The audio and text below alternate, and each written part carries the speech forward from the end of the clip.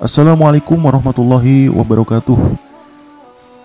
Teman-teman semua, di video kali ini kita akan menceritakan tentang sebuah pertemuan yang sangat luar biasa, yaitu sebuah sidang besar di mana Raja Iblis menemui Rasulullah Shallallahu Alaihi Wasallam, disaksikan oleh Umar bin Khattab dan juga para sahabat yang lain. Diriwayatkan oleh Mu'adz bin Jabal radhiyallahu anhu dari Ibnu Abbas radhiyallahu anhu, ia berkata, kami bersama Rasulullah Shallallahu Alaihi Wasallam berada di rumah seorang sahabat dari golongan Ansor dalam sebuah jamaah. Tiba-tiba ada yang memanggil dari luar, wahai para penghuni rumah, apakah kalian mengizinkanku masuk? Karena kalian membutuhkanku. Kemudian Rasulullah Shallallahu Alaihi Wasallam bertanya kepada para sahabat, apakah kalian tahu siapa yang menyeru itu? Para sahabat menjawab, tentu Allah dan Rasulnya lebih mengetahui. Kemudian Rasulullah Shallallahu Alaihi Wasallam berkata, dia adalah Raja Iblis yang terkutuk. Semoga Allah senantiasa melaknatnya. Dan Umar bin Khattab radhiyallahu anhu berkata, ya Rasulullah, apakah engkau mengizinkanku untuk membunuhnya? Kemudian Nabi SAW berkata pelan, bersabarlah wahai Umar. Apakah engkau tidak tahu bahwa dia termasuk yang tertunda kematiannya sampai waktu yang ditentukan pada hari kiamat? Sekarang silahkan bukakan pintu untuknya, karena ia sedang diperintah oleh Allah Subhanahu wa Ta'ala.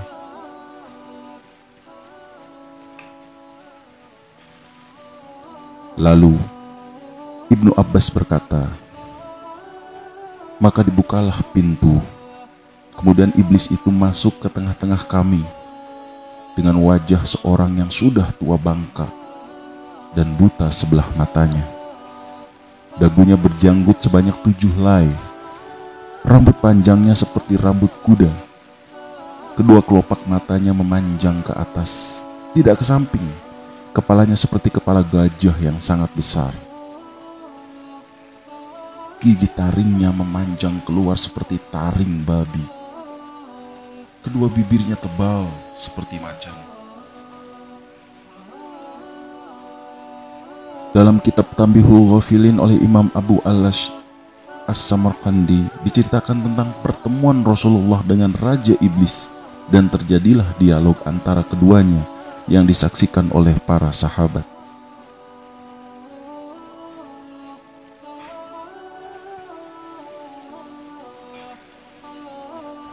Allah Subhanahu wa Ta'ala telah memerintahkan seorang malaikat menemui iblis supaya ia menghadap Rasulullah Shallallahu Alaihi Wasallam untuk memberitahu segala rahasianya, baik yang disukai maupun yang dibencinya.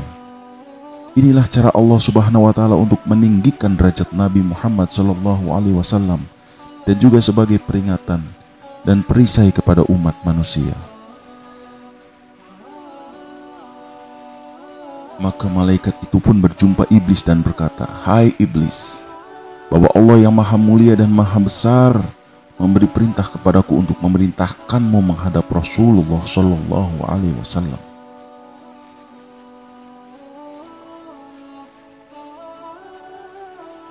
Hendaklah engkau buka segala rahasiamu, dan apapun yang ditanya Rasulullah, hendaklah engkau jawab dengan sebenar-benarnya.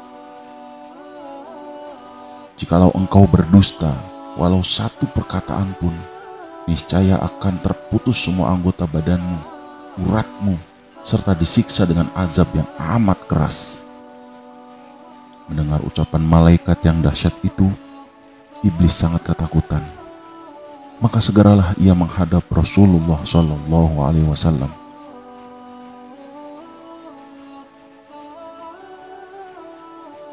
Setelah sampai di dekat Rasulullah, iblis pun memberi salam, sehingga 3 kali, tapi tidak juga dijawab oleh Rasulullah Shallallahu Alaihi Wasallam.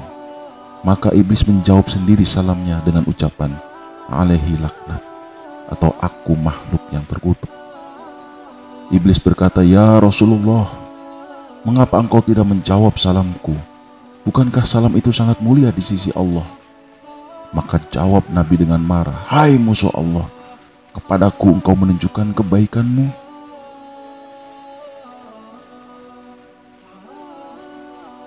Janganlah mencoba menipuku sebagaimana kau tipu Nabi Adam alaihissalam dengan keluar dari surga. Habil mati teraniaya dibunuh Qabil dengan sebab hasutanmu. Nabi Ayub engkau tiup dengan asap beracun ketika dia sedang sujud kepada Allah sehingga ia sengsara beberapa lama.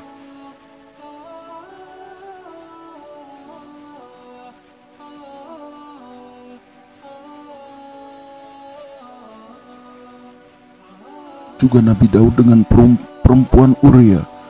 Nabi Sulaiman meninggalkan kerajaannya karena engkau menyamar sebagai istrinya. Dan begitu juga beberapa anbiya dan pendeta yang telah menanggung sengsara akibat hasutanmu. Hai iblis, sebenarnya salam itu sangat mulia di sisi Allah Azza wa Jalla. Hanya salammu saja aku tidak hendak menjawabnya karena diharamkan Allah. Aku sangat mengenalmu. Engkaulah iblis, raja segala iblis, syaitan dan jin yang menyamar diri. Apa kehendakmu datang menemuiku?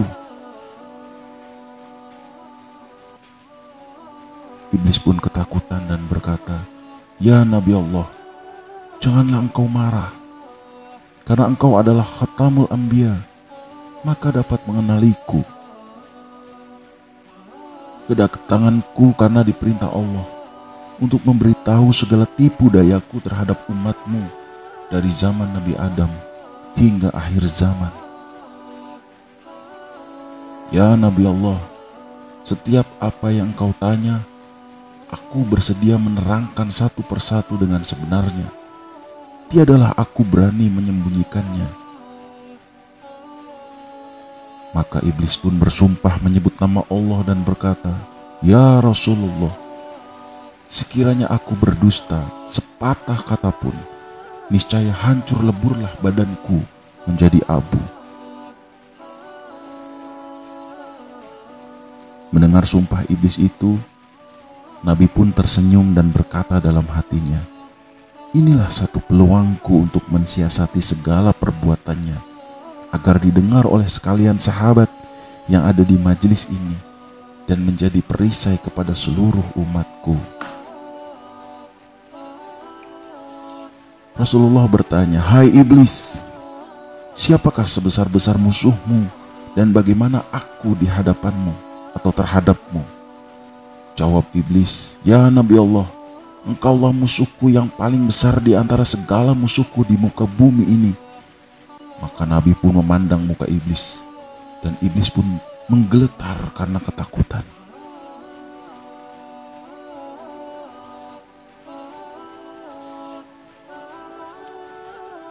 Sambung iblis, "Ya Khatamul Anbiya, adapun aku dapat merubah diriku seperti sekalian manusia, binatang, dan lainnya, sehingga rupa dan suara pun tidak berbeda.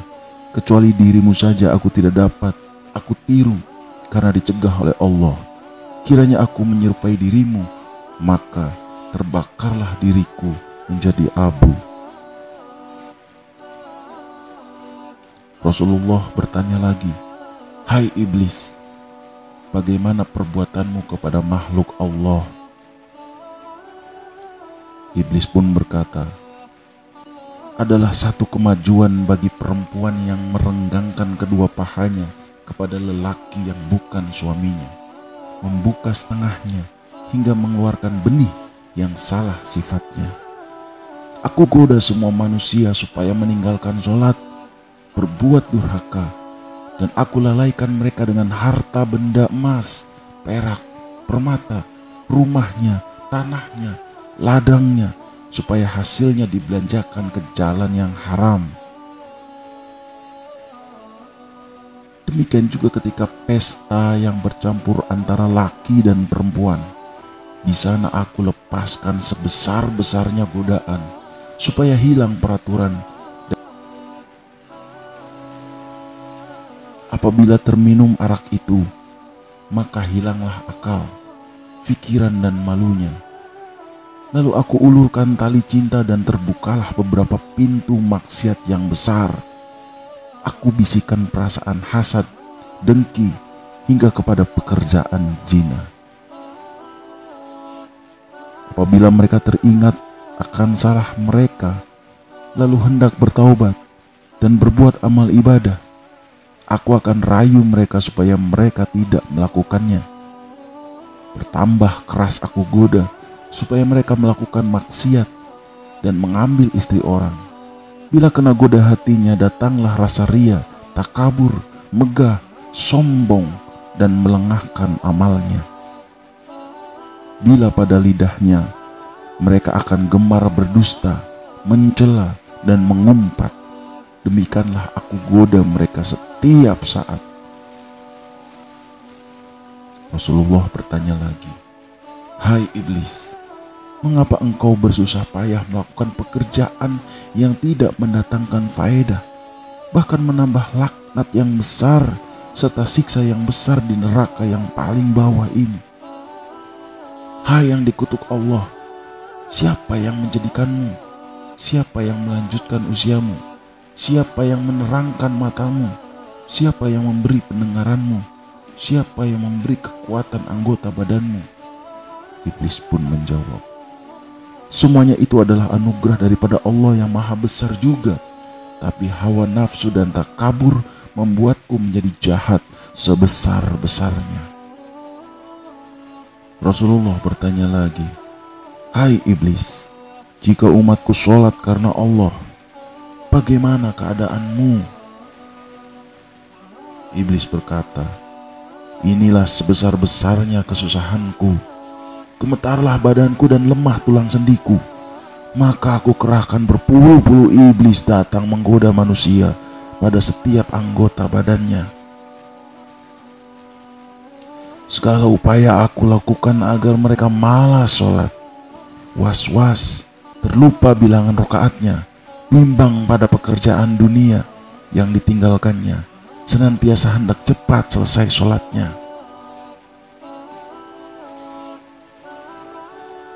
Aku juga membuat mereka agar hilang khusyuknya.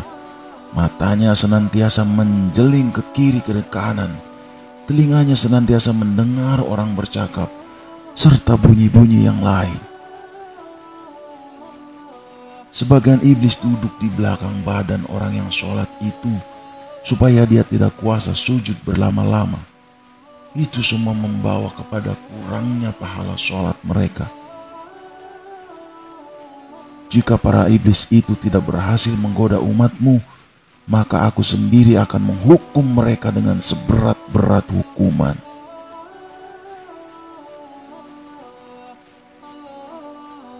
Rasulullah bertanya lagi, "Jika umatku membaca Al-Quran karena Allah, bagaimana perasaanmu?" Jawab iblis, "Jika mereka membaca Quran karena Allah, maka terbakarlah tubuhku dan putus segala uratku, lalu aku lari darinya. Jika umatku mengerjakan haji karena Allah, bagaimana perasaanmu?" Jawab iblis, "Binasalah diriku, gugurlah daging dan tulangku, karena mereka telah mencukupkan rukun Islamnya."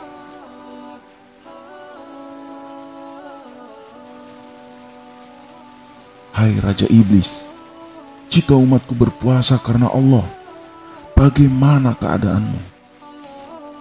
Iblis menjawab, "Ya Rasulullah, inilah bencana yang paling besar bahayanya kepadaku. Apabila masuk awal bulan Ramadan, maka memancarlah cahaya arasy dan kursi, bahkan seluruh malaikat menyambut dengan sukacita. Bagi orang yang berpuasa, Allah akan mengampunkan segala dosa yang lalu dan digantikan dengan pahala yang amat besar, serta tidak dicatatkan dosanya selama dia berpuasa."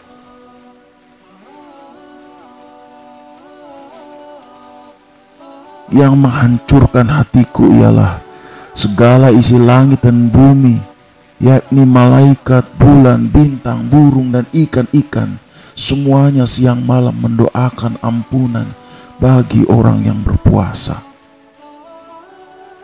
Pada hari umatmu mulai berpuasa, dengan perintah Allah, datanglah sekalian malaikat dengan garangnya menangkapku dan tentaraku, para jin kafir, syaitan, dan ifrit.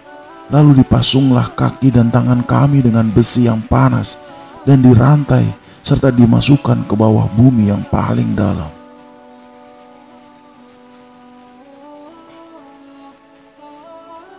Di sana pula beberapa azab yang lain telah menunggu kami.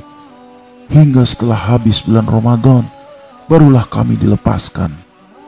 Umatmu telah merasakan ketenangan berpuasa dan bersahur seorang diri di tengah malam tanpa rasa takut dibandingkan bulan biasa.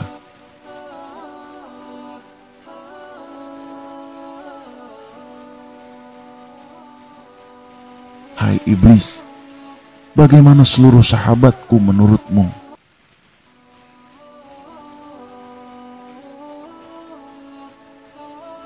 Iblis pun menjawab, seluruh sahabatmu adalah sebesar-besar musuhku. Tiada upayaku melawannya, dan tiada satupun tipu dayaku yang dapat masuk kepada mereka. Karena engkau sendiri telah berkata, seluruh sahabatmu adalah seperti bintang di langit. Jika kamu mengikuti mereka, maka kamu akan mendapatkan petunjuk.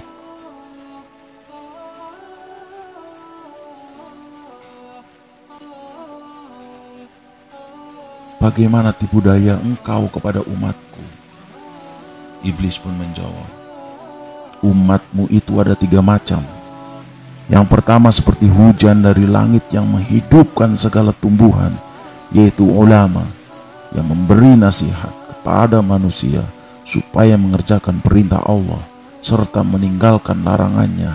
Seperti kata Jibril alaihissalam, ulama itu adalah pelita dunia dan pelita akhirat.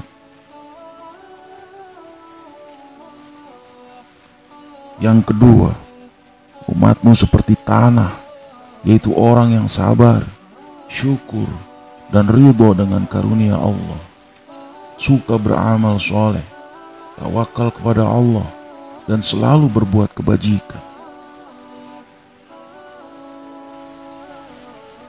Maka aku pun bersuka cita, lalu masuk ke dalam tubuhnya. Aku putar hatinya ke lautan durhaka, dan aku bisa mengarahkan kemana saja untuk mengikuti kehendakku. Hai iblis, siapa yang serupa dengan engkau? Tanya Rasulullah. Lalu iblis pun menjawab, orang yang meringankan syariatmu dan membenci orang belajar agama Islam.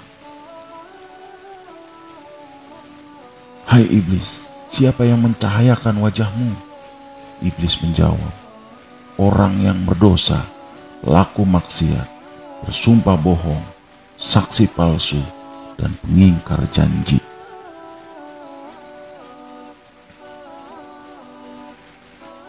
Hai iblis, apakah rahasia engkau kepada umatku? Iblis pun menjawab, jika seorang Islam pergi buang air besar serta tidak membaca doa pelindung syaitan, maka aku gosok-gosokkan najisnya sendiri ke badannya tanpa ia sadari. Hai iblis, jika umatku bersatu dengan istrinya, apa yang kau lakukan? Iblis pun menjawab, jika umatmu hendak bersetubuh dengan istrinya serta membaca doa pelindung syaitan, maka larilah aku dari mereka. Tapi jika tidak, aku akan bersetubuh dahulu dengan istrinya, dan bercampurlah benihku dengan benih istrinya. Jika menjadi anak, maka anak itu akan gemar kepada pekerjaan maksiat, malas kepada kebaikan, dan menjadi anak yang durhaka. Ini semua karena kealpaan ibu bapaknya sendiri. Namun sebaliknya, jika mereka berdoa saat hendak bersetubuh, maka sulitlah bagiku untuk menggoda anak keturunannya. Begitu juga jika mereka makan tanpa membaca bismillah, maka aku yang dahulu makan daripadanya. Walaupun mereka makan, tiadalah mereka merasa kenyang.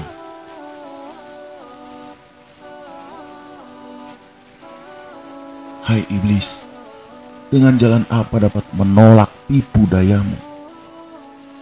Iblis pun menjawab, jika dia berbuat dosa, maka dia kembali bertaubat kepada Allah, menangis, menyesal akan pembuatannya.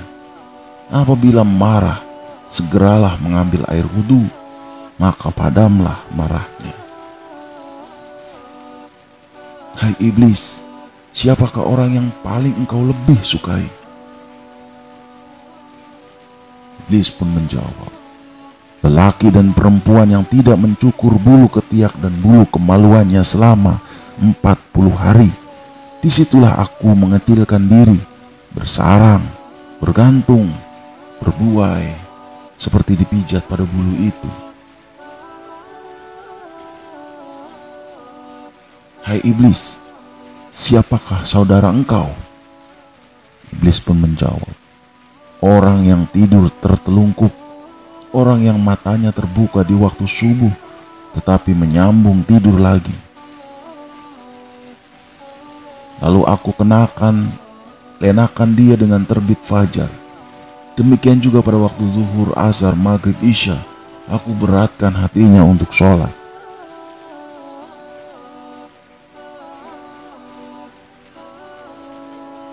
Hai iblis, apakah jalan yang membinasakan dirimu? Iblis pun menjawab, orang yang banyak menyebut nama Allah, bersedekah dengan tidak diketahui oleh orang, banyak bertobat, banyak tadarus Al-Quran, dan sholat tengah malam. Hai iblis, apakah yang memecah matamu? Iblis pun menjawab, orang yang duduk di dalam masjid serta beriktikaf di dalamnya. Apalagi yang memecah matamu? Iblis menjawab, orang yang taat kepada kedua orang tuanya, mendengar kata mereka, membantu makan dan pakaian mereka selama mereka hidup. Karena engkau telah bersabda, surga itu di telapak kaki ibu. Demikianlah yang terjadi ketika Rasulullah SAW berhadapan dengan sang Raja Iblis di depan para sahabat. Semoga kisah ini dapat menambah ilmu dan menambah ketaatan kita kepada Allah Subhanahu wa Ta'ala. Terima kasih atas segala perhatian. Mohon maaf atas segala kekurangan. Wassalamualaikum warahmatullahi wabarakatuh.